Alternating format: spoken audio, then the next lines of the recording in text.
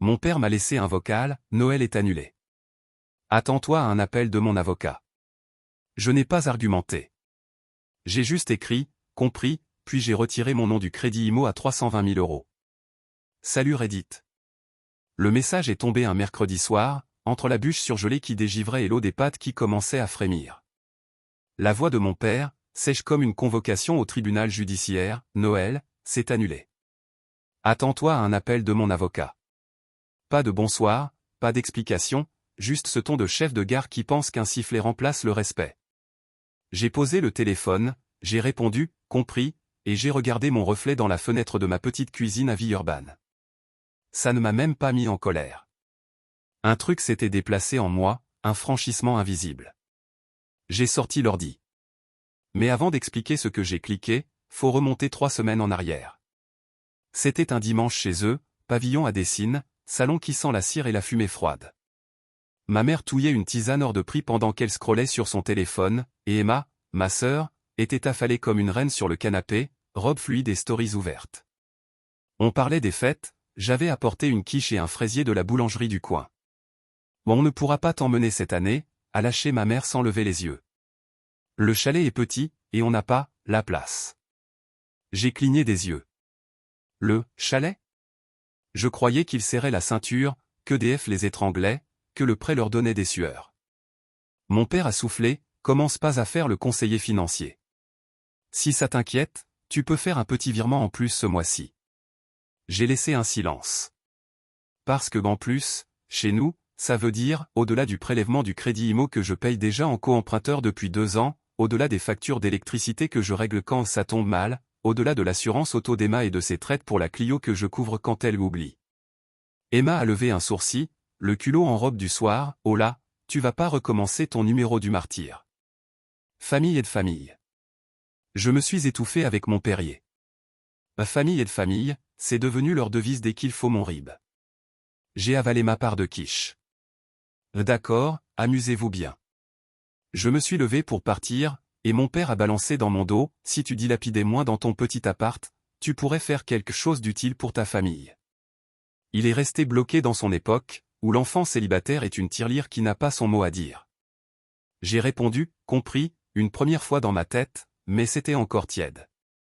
Une semaine plus tard, je tombe, en rentrant du métro sur une photo Facebook, mes parents et Emma, sourire Colgate devant un chalet à Megève, sapin géant, guirlande, fondu en légende. Notre famille réunie enfin. Notre famille.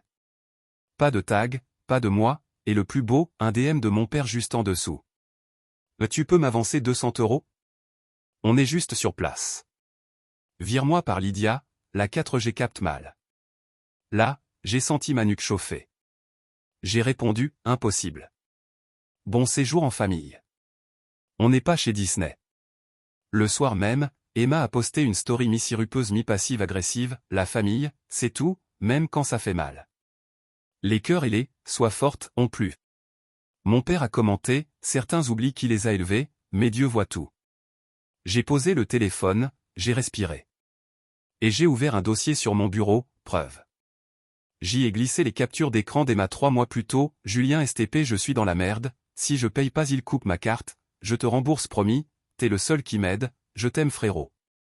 J'y ai mis les virements CEPA pour le prêt, le tableau des mensualités où mon nom apparaît à côté du leur, les factures EDF, l'attestation d'assurance de sa voiture que j'ai réglée, et l'audio de l'an dernier où mon père me crie, le soir du 24, si tu veux pas aider cette famille, ne remets plus les pieds ici. Viens pas pleurer après. Je l'ai réécouté 2 fois. Ça m'assied de voir comme je connaissais déjà la suite. Je n'avais plus envie de leur servir d'huissier bénévole de leurs caprices.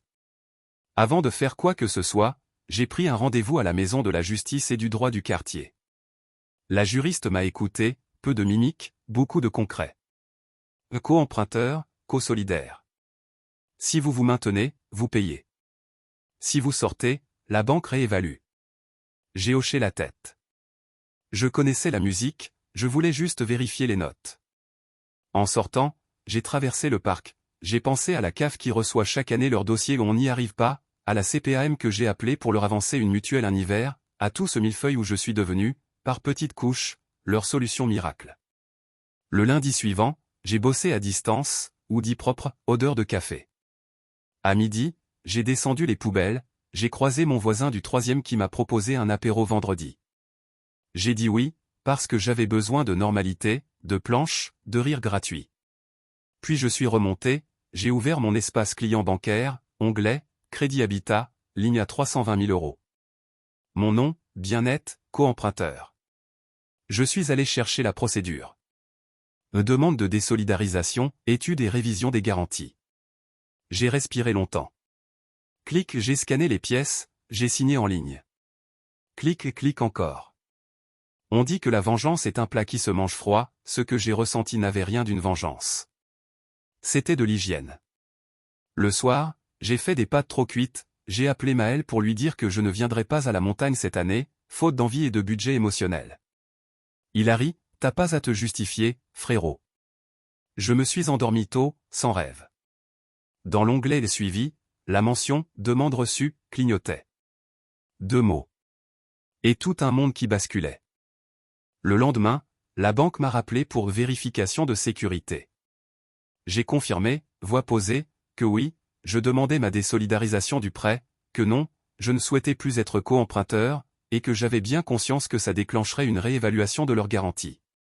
La conseillère a soufflé un « D'accord monsieur, nous lançons la procédure », puis un mail est tombé dans la minute, accusé de réception propre nette, comme un constat d'huissier tombé dans une boîte aux lettres. J'ai fermé l'onglet et je suis parti bosser, RER puis métro, écouteurs dans les oreilles, le corps léger et la tête vide pour la première fois depuis des mois. 48 heures plus tard, mon téléphone est devenu une perceuse. 67 appels en absence. Ma mère, mon père, Emma, numéros inconnus. Des SMS à la chaîne, des vocaux qui s'empilaient comme des tickets de caisse interminables. Tu peux pas nous faire ça. Rappelle-nous tout de suite. C'est quoi cette histoire à la banque? Puis un message vocal sec, voix d'homme fatigué qui cherche encore à impressionner, Monsieur Julien, maître Dunant, avocat de vos parents. Je crois qu'il y a malentendu. Merci de me rappeler pour éviter d'aller plus loin. J'ai posé le téléphone sur le plan de travail et j'ai laissé tourner la bouilloire. Pas de panique, pas de remords. Juste ce calme clinique qui laisse toute la place au réel. L'après-midi, j'ai ouvert Facebook par réflexe idiot. Première chose qui me saute au visage, le statut de ma mère, écrit comme une oraison funèbre. Parfois, même ceux qu'on a tout donné se retournent contre vous. Le cœur brisé. Photo d'elle et d'Emma, pommette haute et mou tremblée, mon père flou derrière avec sa tête de martyr. Les commentaires ont coulé comme une sauce trop grasse, courage ma belle, la famille finira par se retrouver, Dieu voit tout. Et au milieu, mon père qui en rajoute une couche, certains oublient qui les a nourris et logés. Mais la vérité triomphe toujours. Je me suis étouffé avec mon Perrier. Là, franchement, ça m'assied. Leur capacité à se peindre en saint me fascine toujours, ils brûlent la maison et pleurent la fumée. Je n'ai pas répondu. J'ai simplement remonté le fil de mes captures. Emma 3 mois plus tôt, Julien s'il te plaît, je suis au bout, il me coupe la carte sinon. Je te rembourse promis. T'es le seul. L'audio du 24 au soir, la voix de mon père qui claque comme une gifle, si tu veux pas aider cette famille, tu reviens plus. Les virements CEPA prélèvement Crédit Habitat à 1178,32 €, les EDF régulent. Conso hiver, l'assurance auto Emma des échéances réglées par Julien M, même la photo WhatsApp de l'achat de l'SUV ou pour sa retraite, où il bombe le torse alors que c'est mon virement qui a sauvé la compte. J'ai ajouté la preuve du début de désolidarisation, dossier en étude révision des garanties demandées par co-emprunteur sortant. J'ai tapé un post, c'est comme un courrier recommandé. Parfois famille veut dire on te prend pour une carte bleue. Je ne répondrai plus aux sous-entendus. Voici les faits. Pas d'insultes, pas de roman. Juste une série d'images, la liste de paiement, les messages, l'audio. Je l'ai publié en mode public. Puis j'ai reposé le téléphone et j'ai préparé une planche avec du comté, un reste de saucisson et du pain rassis passé au four. On n'est pas chez Disney. 3 minutes plus tard, l'orage a tourné. D'abord la cousine Manon, attends, c'est réel? On nous a dit que tu les avais laissés tomber. Puis un oncle qu'on n'entend jamais, je me doutais qu'il y avait un loup. Quelques inconnus de leur paroisse ont tenté un on lave pas son linge sale en public, vite noyé sous des encore faut-il qu'il soit sale du bon côté. Le profil de ma mère est passé privé dans l'heure, Emma a désactivé les commentaires. Mon père a tenté une dernière pique, la vérité se plaide au tribunal, pas sur le réseau. Je n'ai pas mordu. J'avais déjà ma maison de la justice et du droit, mes pièces, mon calme. Le téléphone, lui, n'a plus cessé. 42, puis 60, puis 67 appels. Les vocaux, j'en ai écouté 2. Le premier, ma mère dans les aigus, tu nous humilies, tu nous tues à petit feu, tu vas rendre malade ta grand-mère. Le second, mon père, souffle cassé, fils, ça suffit, retire ce poste, annule ta connerie à la banque. On discutera après. Ce après a eu un goût de déjà-vu. L'après, c'est toujours quand j'ai payé, jamais avant. À 19h12, numéro inconnu, message feutré, maître Dunant à nouveau. Vos parents sont très affectés. Nous pouvons trouver un arrangement. Un retrait des publications et un retour à la situation antérieure, et nous n'en parlerons plus. J'ai presque ri. Retour à la situation antérieure, c'était exactement ce qu'ils voulaient, que je remette mon cou sous leurs pieds, tranquille, et que je dise merci. J'ai tapé, ma position est claire. Aucune situation antérieure. Toute communication écrite désormais. Point. Ils ont alors sorti leur dernier joker, la honte publique.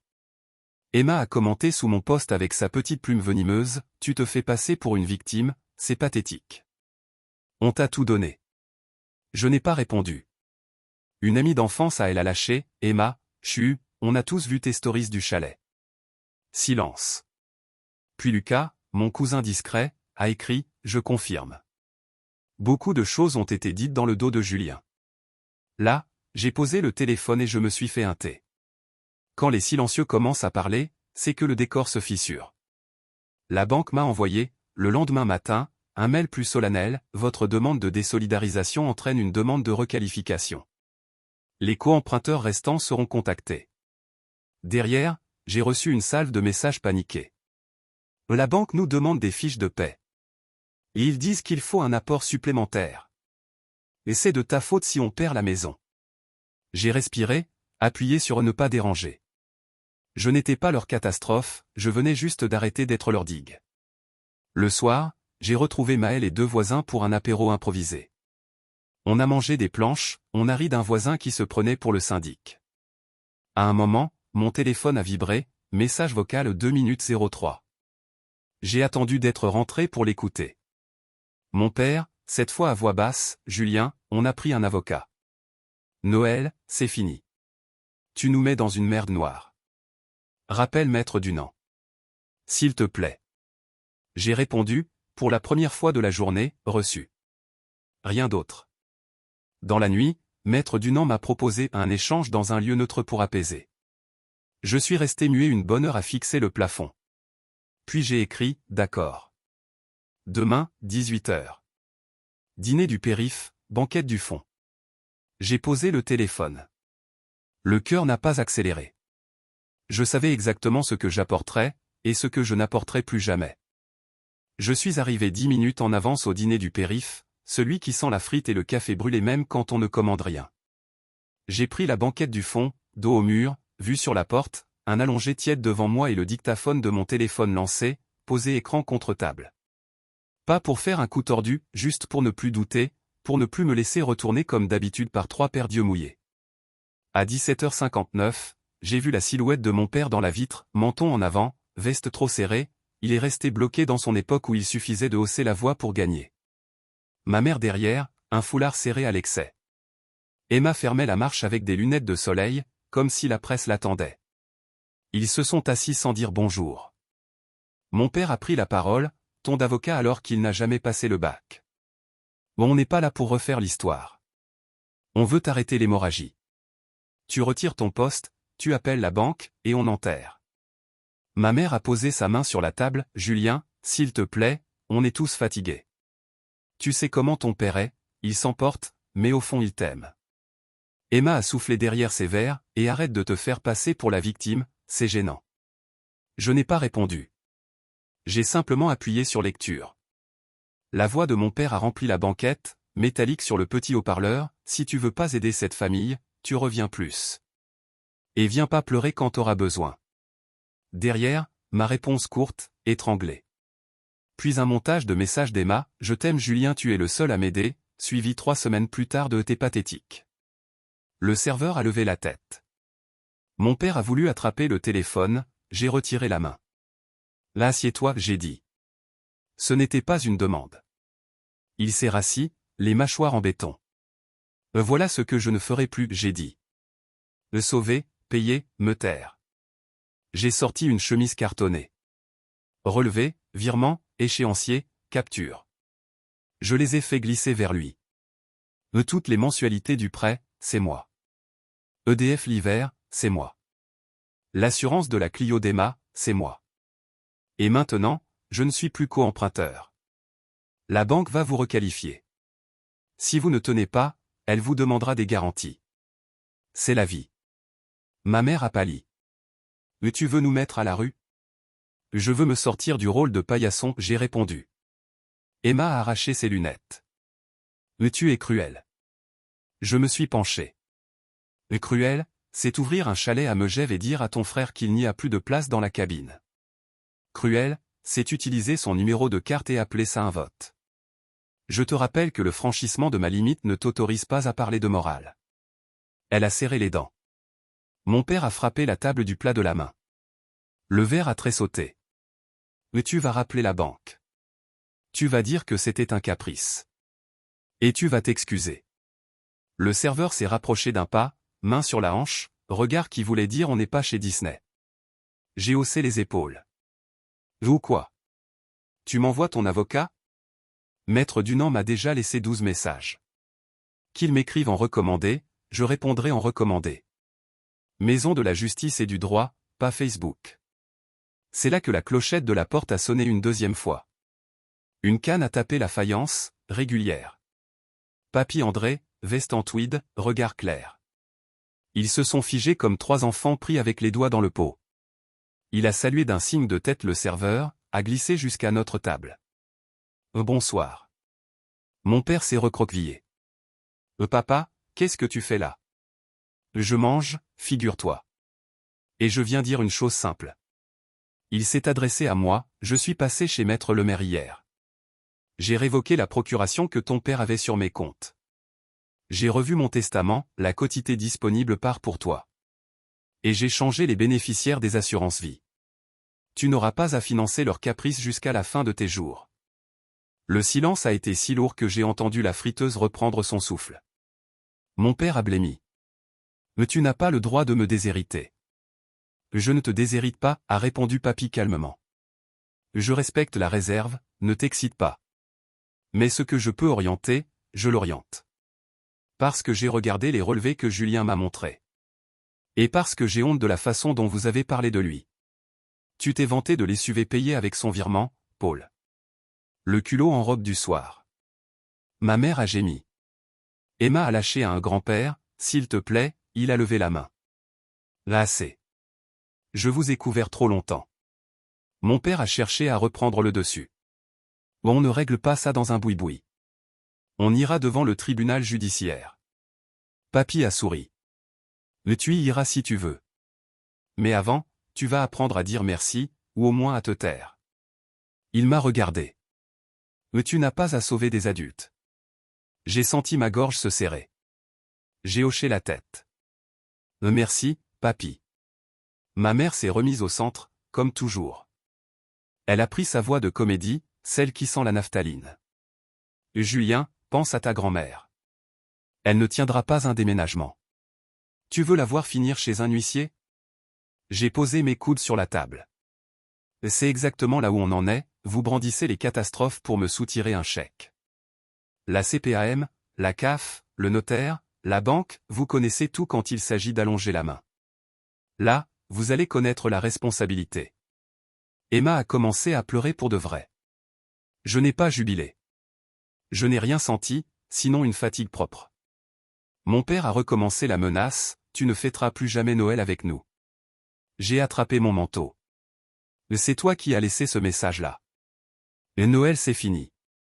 Tu vois, je t'écoute enfin. Je me suis levé. Papy aussi.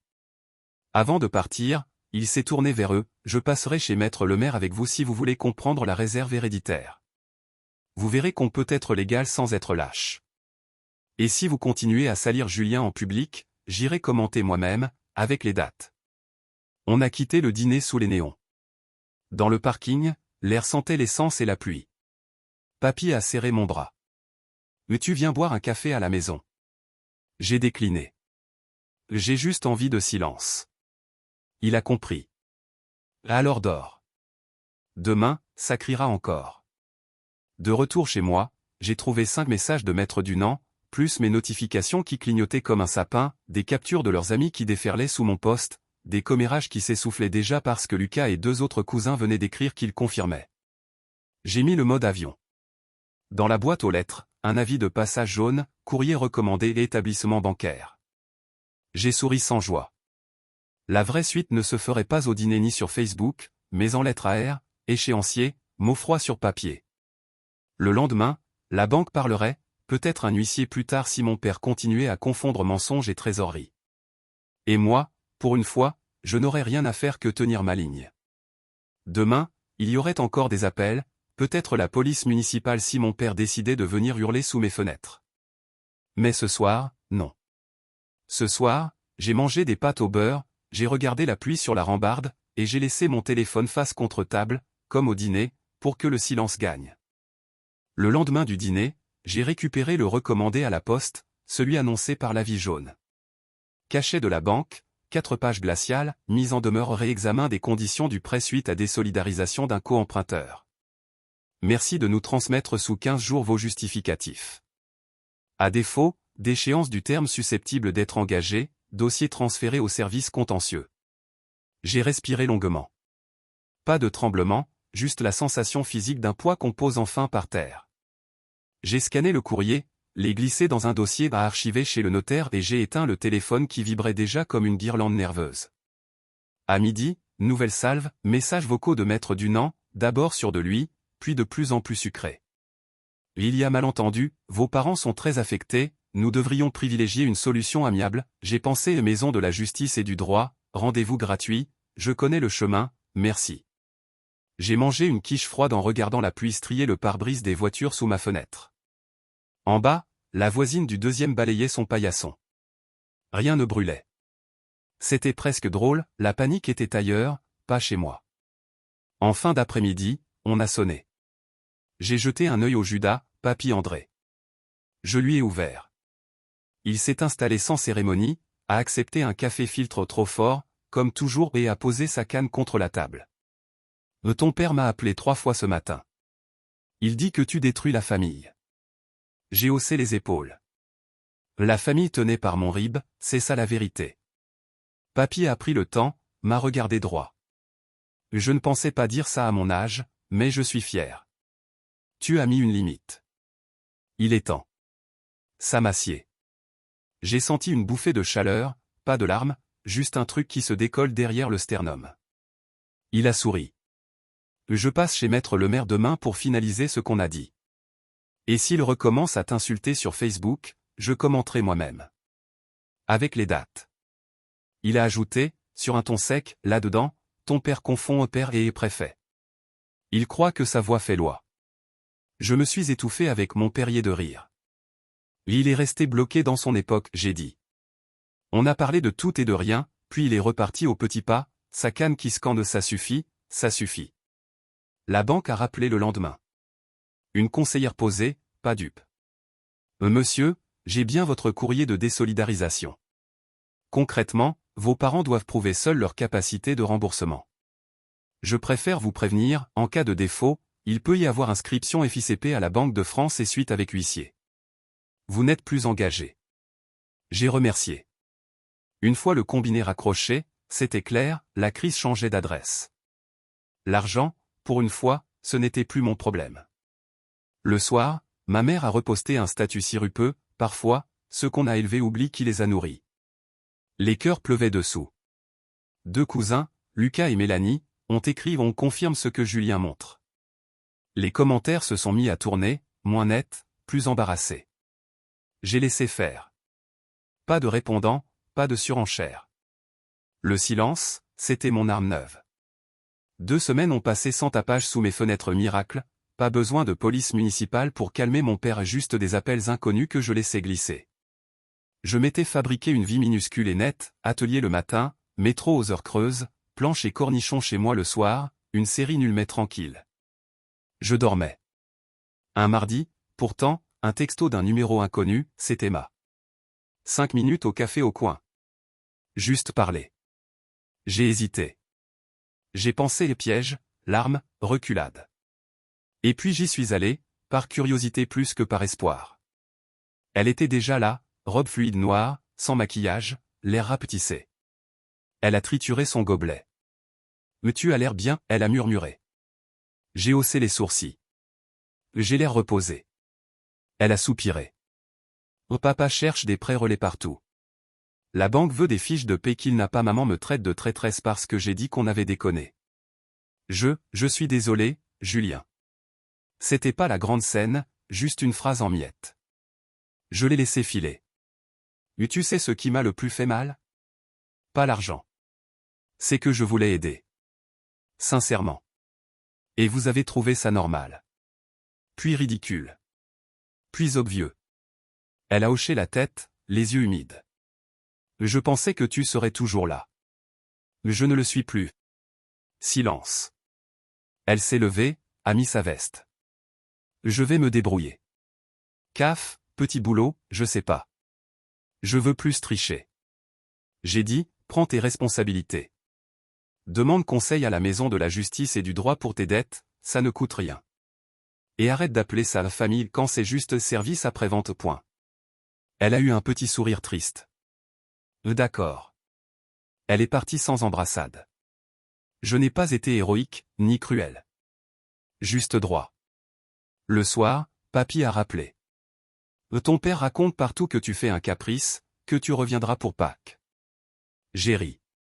Et qu'il garde son théâtre. Noël était déjà au FF, non? Papy a soufflé par le nez. Il ne supporte pas l'idée de ne pas avoir le dernier mot.